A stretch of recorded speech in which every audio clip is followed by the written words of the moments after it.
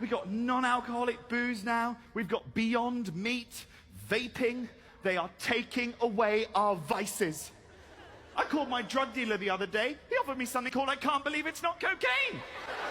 You know some racist in hotels? Overhead showers. You ever check into a hotel and they got that come out the ceiling straight down? That's some racist Yeah, they ain't thinking about Nah, they not. They thinking about white folks. When I see like that, they let me know ain't no black people on the board over there. If it was, it'd be one like, I don't know. This here coming straight from the ceiling. We ain't don't want that. Water hit our hair first, then the rest of our, no. White folks like that. That make them feel like they in a rainforest or waterfall.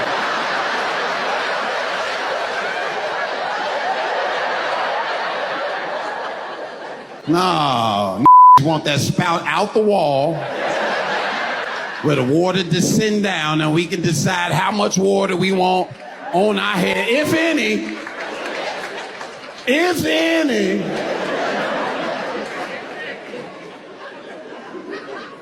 We'll go straight out the ceiling shit. Now you got washing up like this in that motherfucker. And the only reason why I'm so on the vegans is because I once was vegan. I know some of you are like, no, yeah. I was vegan for a little under a year. Now, I know some of you are probably thinking, oh, that's not, you weren't even vegan then if it was less than a year. But think about it. Anyone who has ever gone on a diet knows just how hard it is to change your eating habits for 1 week, much less a year. And they told me, they said, you're gonna lose weight. And they were not lying. I lost weight, patience, and friends. There are these dudes on the Guy's algorithm that are like hustlepreneurs. They're all about grinding and hustling, and they're like personal trainers. I call them all the clappers, because they start all their posts like this. What's up, guys? Hey, if you're under 30, I just have to let you know, no one's ever clapped and said anything great in the history of the earth. JFK wasn't like, ask not what your country can do for you. Martin Luther King wasn't like, I had a dream, my guy. Please like and subscribe to hear more about my dreams. Support my Patreon. I was following one of these clapper dudes, right? I was hate following. It doesn't make a difference.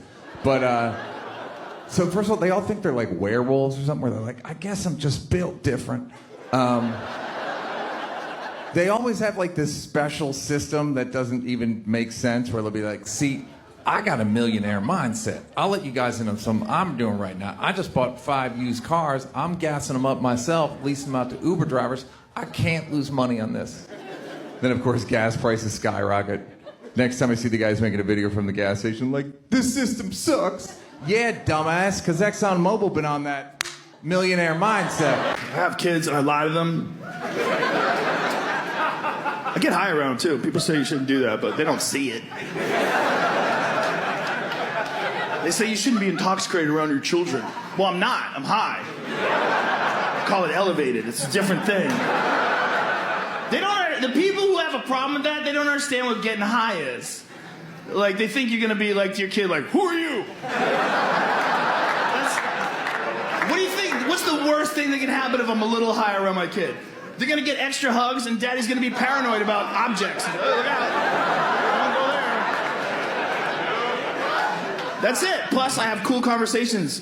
I have a 6-year-old daughter, man. There's not a lot a 48-year-old man and a 6-year-old girl have in common, other than the fact she's my daughter.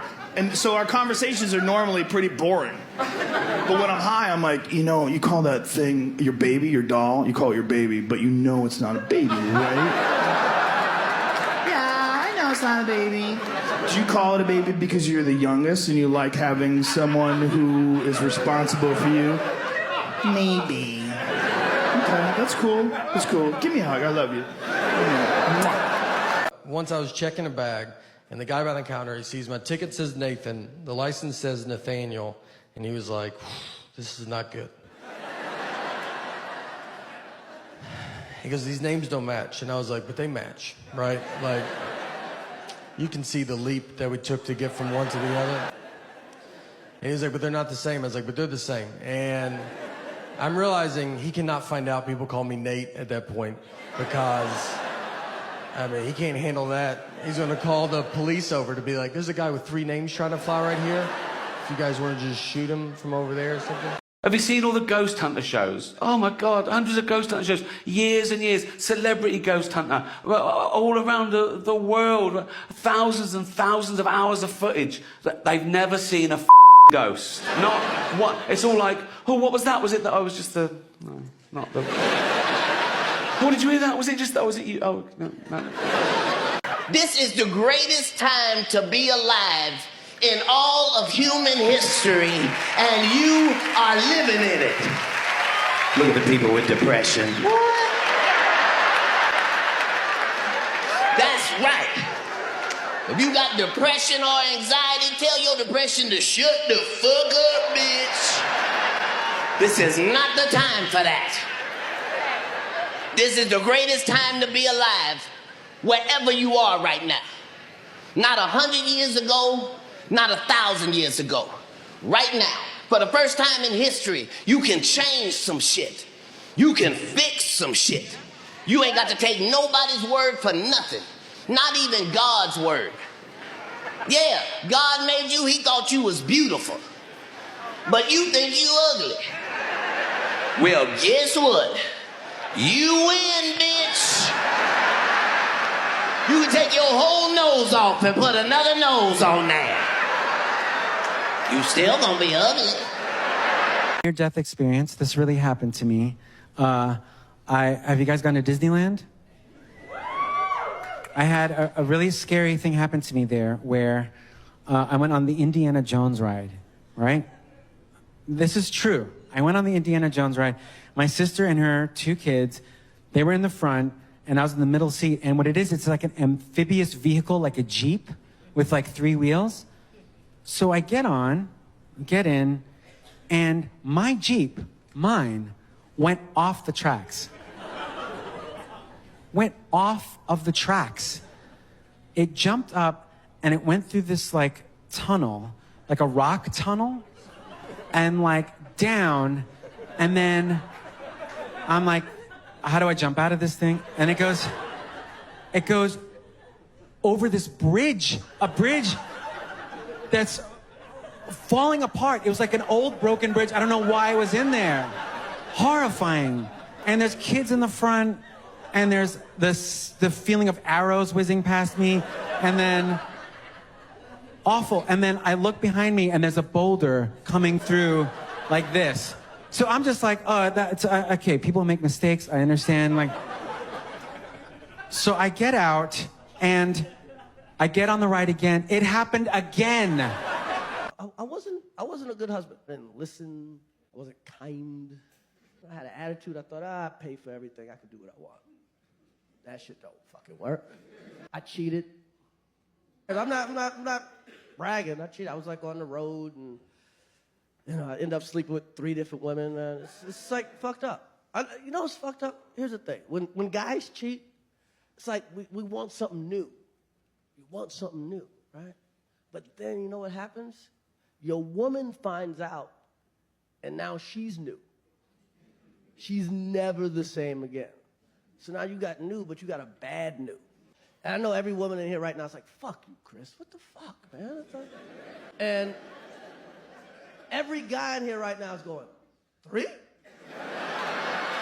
That's it? Just 3? God damn, nigga. I work at UPS. I got more hoes than that. Have you ever seen that guy who's got the record for fattest man in the world? Bob Hughes, the fattest man in the world, 1,400 pounds.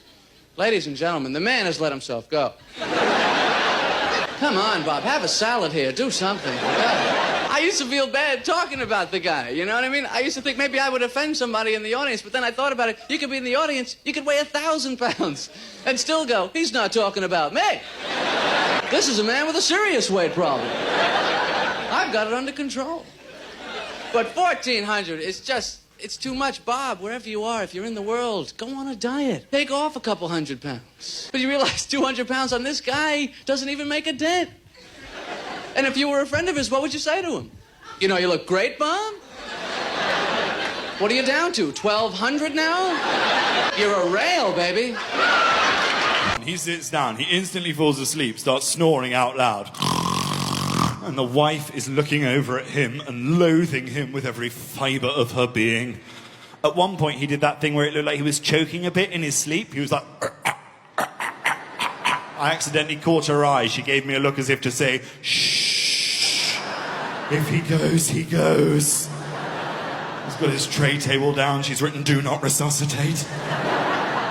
Whole flight, he snores out loud. By the time it gets to the landing, even the screaming baby was like, this guy's an asshole. But because his seat was ever so slightly inclined, the air hostess had to come over and put it into the upright position for landing, or else, as we all know, the plane would have burst into a ball of flames.